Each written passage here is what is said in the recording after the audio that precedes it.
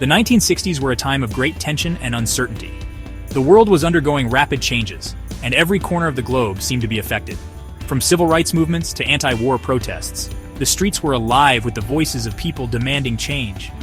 The world was locked in the grip of the Cold War, a period marked by intense rivalry and suspicion. The ideological battle between capitalism and communism was more than just a political struggle. It was a fight for the future of humanity. This geopolitical standoff between the United States and the Soviet Union defined the era. Leaders from both nations engaged in a high-stakes game of chess, each move calculated to gain an advantage over the other. Both superpowers possessed nuclear weapons, and the threat of mutually assured destruction loomed large. The world held its breath, knowing that a single misstep could lead to catastrophic consequences. In this climate of fear and suspicion, a race to space began. The vast unknown of space became the new battleground, where technological prowess and national pride were on full display. The Soviets struck first, launching Sputnik, the first artificial satellite, in 1957. This monumental achievement marked the dawn of the space age and sent shockwaves through the American public. This event ignited a fierce competition for dominance in space. The American public, gripped by a mix of awe and fear, demanded that their nation rise to the challenge.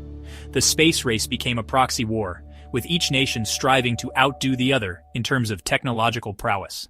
Every successful launch, every orbit, every milestone was a symbolic victory in this high-stakes contest. Every successful launch, every orbit, every milestone was a symbolic victory. The achievements in space were not just about exploration, they were about proving the superiority of one's political and economic system. The US poured resources into its space program, determined to catch up and surpass the Soviets. Billions of dollars were invested, and the brightest minds were recruited to ensure success. The National Aeronautics and Space Administration, or NASA, was formed in 1958, and the race to the moon was on. This new agency became the spearhead of America's efforts to conquer space. The stakes were incredibly high. Success in space was not just about scientific advancement, it was about national pride, technological superiority, and demonstrating the strength of one's ideology. Success in space was not just about scientific advancement, it was about national pride, technological superiority, and demonstrating the strength of one's ideology. The world watched with bated breath as the two superpowers raced towards the ultimate prize, landing a man on the moon. The world watched with bated breath as the two superpowers raced towards the ultimate prize, landing a man on the moon. This monumental goal symbolized the pinnacle of human achievement and the triumph of one nation's vision over the other. In December 1968, amidst the turmoil of the Cold War, NASA prepared for a mission of unprecedented audacity. The world was watching, and the stakes were incredibly high. Apollo 8, crewed by astronauts Frank Borman, Jim Lovell, and William Anders, would be the first manned spacecraft to leave Earth's orbit and journey to the moon. This mission was not just about reaching a new frontier, it was about proving that humanity could achieve the impossible. The mission was a bold gamble. Engineers and scientists had worked tirelessly, pushing the boundaries of technology and human endurance. The Saturn V rocket, the most powerful ever built, had only been tested twice before. Each test had been a monumental event, but this mission was different. This time there were lives on the line. The lunar module, designed to land on the moon, was not yet ready. This added another layer of complexity and risk to the mission. Yet, NASA felt the pressure to achieve a significant victory in the space race. The Soviet Union had already achieved several firsts, and the United States needed a win. The primary objective of Apollo 8 was to orbit the moon and scout for potential landing sites for future missions. This reconnaissance was crucial for the success of subsequent lunar landings. However, the mission held a deeper significance. It was a testament to human ingenuity and a symbol of hope during a turbulent time. The world needed something to believe in, and Apollo 8 provided that. It was a testament to human ingenuity and a symbol of hope during a turbulent time. The mission represented the pinnacle of human achievement and the relentless pursuit of knowledge. The world watched as the Saturn V rocket roared off the launch pad, a beacon of human aspiration and technological prowess, carrying Borman, Lovell, and Anders on their historic journey. The launch was a moment of collective breath-holding, a shared experience of awe and anticipation. After a 3-day journey, Apollo 8 entered lunar orbit on Christmas Eve, 1968. The timing added a layer of poignancy to the mission, as families around the world gathered to celebrate the holiday. The astronauts became the first humans to witness the far side of the moon with their own eyes. This was a moment of profound significance, a new chapter in human exploration. As they circled the desolate lunar landscape, something extraordinary happened. They read a passage from the Book of Genesis, a message of peace and unity that resonated deeply with people back on Earth. As Apollo 8 orbited the moon, the spacecraft rotated, and through the window, the astronauts saw a sight that would forever change their perspective.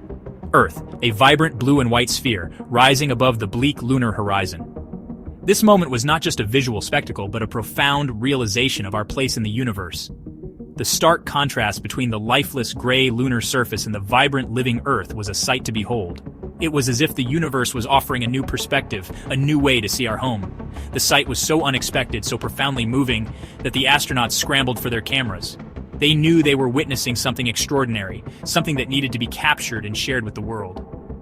The urgency in their movements reflected the significance of the moment. They were not just astronauts on a mission, they were now photographers of a historic event. William Anders, tasked with photographing the lunar surface, struggled to switch from black and white film to color. The pressure was immense. Every second counted. The realization that they were about to capture a moment that would be etched in history added to the tension. Anders's hands moved quickly, yet carefully, knowing that this was a once-in-a-lifetime shot. "Hey, don't take that. It's not scheduled," joked Lovell, unaware of the scene unfolding before them. The lighthearted banter was a stark contrast to the monumental event they were about to document. It was a reminder of the human element in space exploration, the blend of professionalism and camaraderie that defined these missions. Finally, Anders loaded a color film and captured one of the most iconic photographs in human history, Earthrise. The image was not just a photograph, it was a message, a symbol of unity and fragility. It showed Earth as a small, delicate sphere in the vastness of space, emphasizing the need to cherish and protect our planet. The Earthrise photo was more than just a stunning image. It was a paradigm shift. It changed the way we see ourselves and our place in the universe. It was a visual representation of the interconnectedness of all life on Earth, a reminder that we are all part of a larger whole. For millennia, humanity had viewed the cosmos from the perspective of Earth. We saw ourselves as the center of the universe, the focal point of all creation. This photograph challenged that notion, showing us that we are just a small part of a much larger, more complex cosmos. Now, for the first time, we saw our home planet from the outside, a lonely oasis in the vastness of space. This new perspective fostered a sense of global unity and responsibility. It reminded us of the fragility of our planet and the importance of working together to preserve it for future generations. The impact of seeing Earth from space was profound for the Apollo 8 astronauts. "We came all this way to explore the moon, and the most important thing is that we discovered the Earth," remarked William Anders. The experience shifted their perspective, highlighting the unity and fragility of our planet. Jim Lovell, reflecting on the mission, said, "The Earth from here is a grand oasis in the great vastness of space." The astronauts, used to seeing Earth as a collection of continents and countries, now saw it as a whole, a single, interconnected sphere. The Earthrise photo, with its stark contrast between the lifeless lunar surface and the vibrant Earth, served as a powerful reminder of our planet's preciousness and the importance of protecting it. The astronauts, upon their return, became vocal advocates for environmental awareness, sharing their newfound perspective with the world.